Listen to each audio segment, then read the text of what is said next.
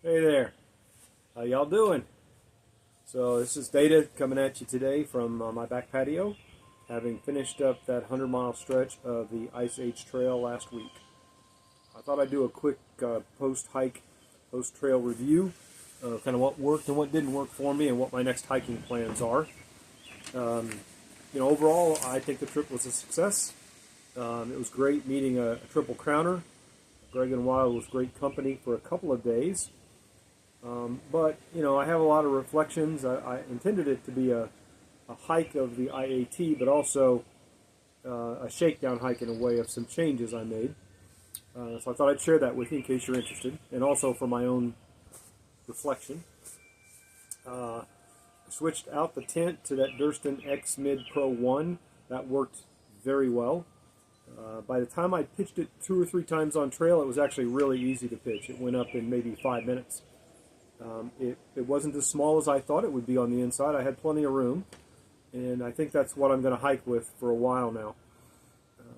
This puppy I took as the only outer layer. I left my fleece at home, and I left my raincoat at home because the weather was predicted to be really good, and it was. And the puppy worked fine. It packs up really well. One of those 4-claws puppies. I started cold soaking meals this time, and that worked out really well. I didn't really notice the difference. I had good meals every night on trail when I wasn't at a restaurant. And one of the benefits was that cold soaking the meal helped me to set out on trail with a 5 or 6 day food carry, which was the whole week I was going to be hiking. And I found that worked out really well. I didn't have to do any resupply, and I had plenty of calories all week. And just not having to think about resupply was a tremendous benefit, and it has impacted my thinking about some of my future hikes also, which I'll cover toward the end of this video. And partly because of that, I didn't have to do any resupply at all. I didn't have to send myself a box, but also I didn't have to buy anything. So I was able to eat a little bit healthier.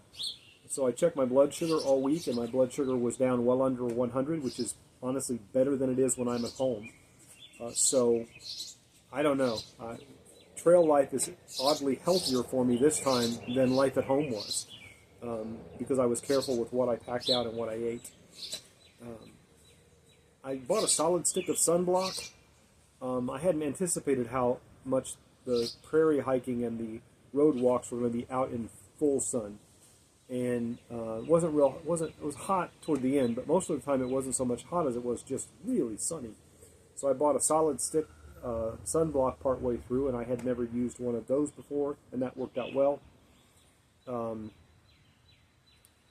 I didn't vlog while I was hiking. You might have noticed that if you've been watching this channel for a while. I waited till I got home, and then I did all the editing and uploading one day at a time, and I'm definitely going to do that going forward. That simplified my time on trail. I burned less battery out of the power banks. I just didn't spend as much time farting around with the technology. So I was able to enjoy hiking more and kind of focus on the backpacking and still document stuff so I could share it with friends and family and with y'all out on YouTube.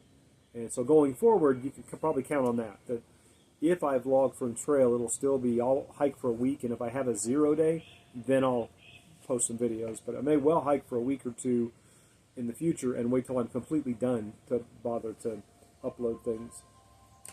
It has given me a new appreciation for YouTubers who vlog while they're hiking, because it makes things really a lot more complicated to try to keep everything charged, get the editing done, find a place with strong enough Wi-Fi to upload things. All of those complexities are more than I can handle. I think it's really, partly because I'm still a novice backpacker, so really just doing the hiking, setting up camp, breaking down camp, doing the next day of hiking, I think I need to just focus on that in order to enjoy the process, and then I'll just do the documentation when I'm done. This time I carried the Nemo 30 sleeping bag instead of the Nemo 15.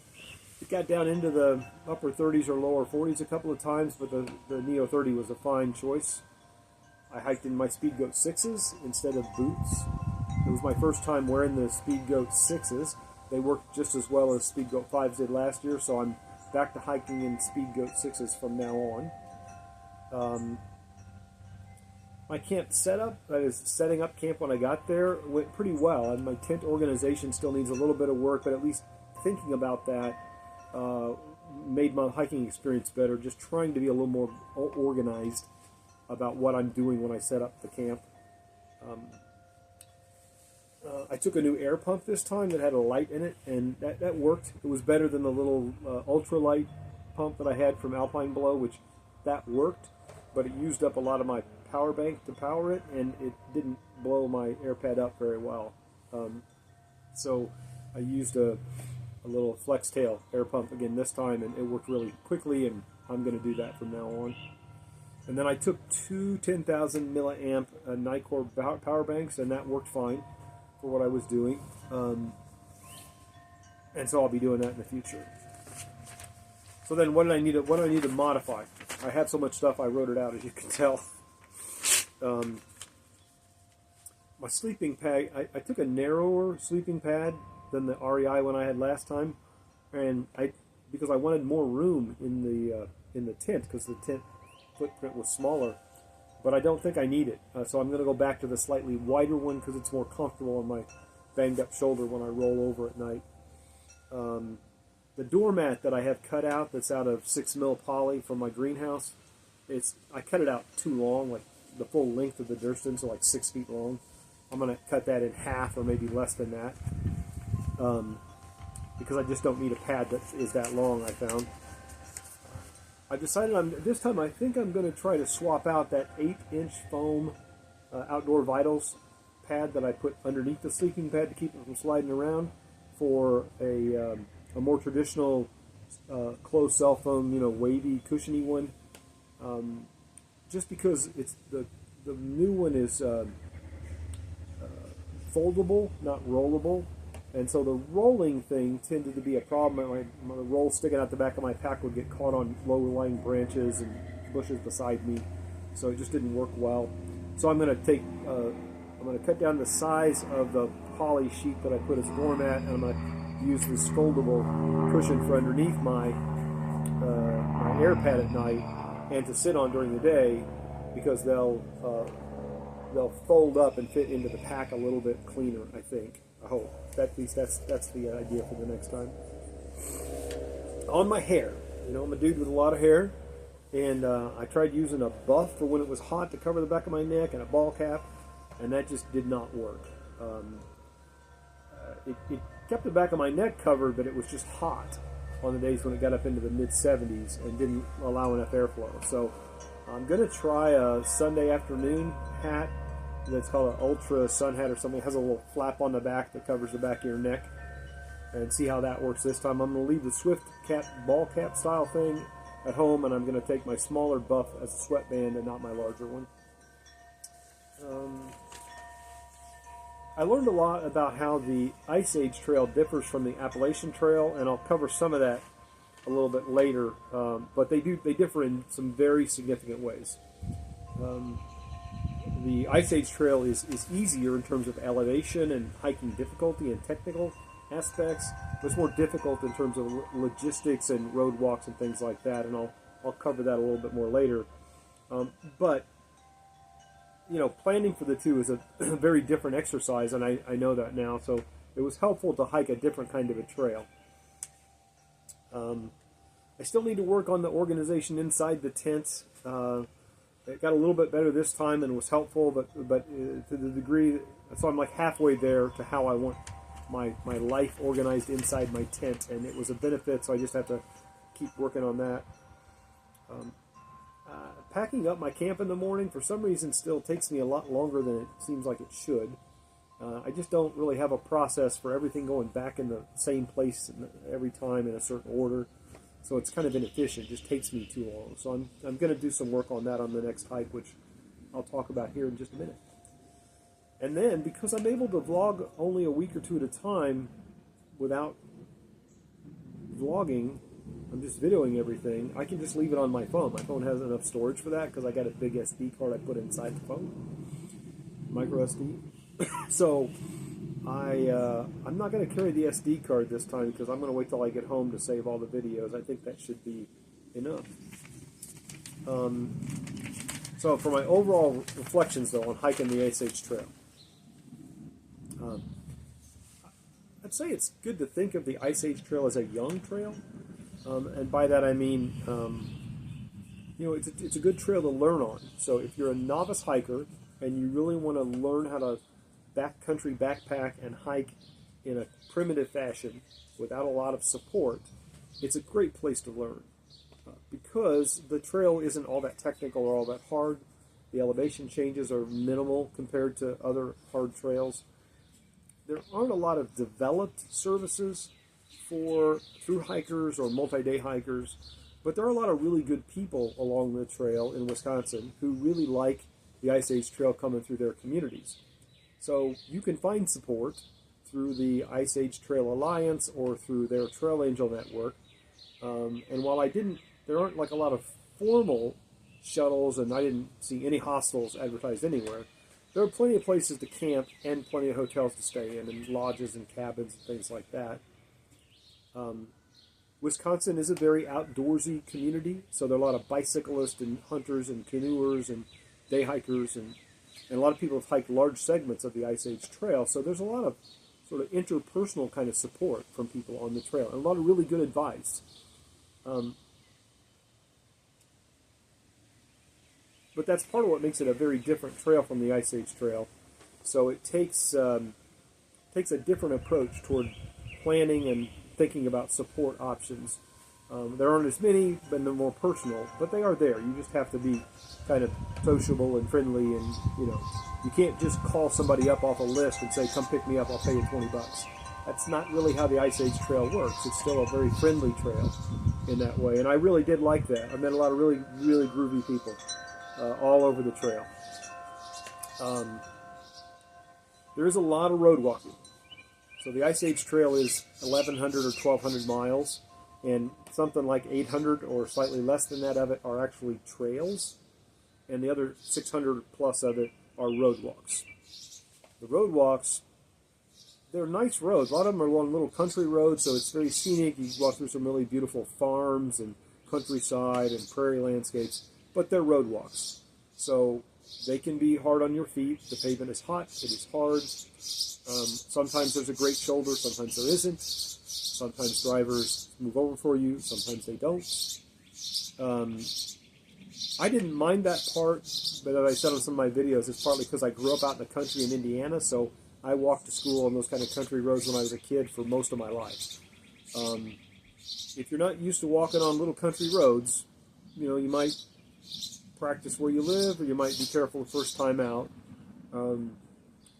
I did find it's essential to use Far Out. I would also say use Gaia, use Azena, use whatever digital mapping softwares you have. Also use all the books and stuff that you can get from the Ice Age Trail Alliance. It's because it's a newer trail, the Ice Age Trail Alliance is working really hard to build the trail. It is to acquire land rights and access rights and property to actually connect all the little road walks and get them out of the way and make the trail more complete. And because that's kind of their primary emphasis, there's not as much emphasis on their part being put on documenting the trail as it exists where it exists.